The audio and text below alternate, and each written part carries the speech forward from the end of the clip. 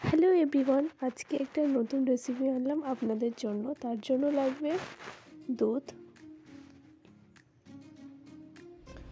লাগবে মৌরি,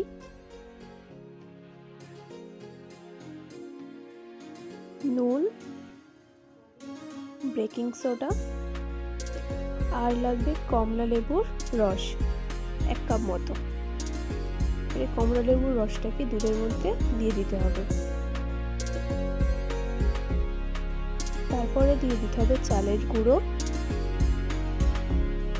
এরপরে দিয়ে দিতে হবে সুজি,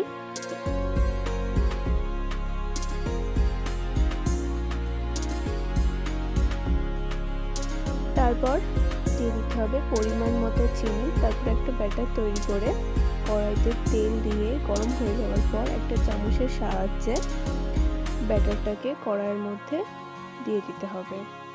তারপরে আস্তে আস্তে ব্রাউন কালার হয়ে গেলে এপিট ওপিট ভেজে নিতে হবে।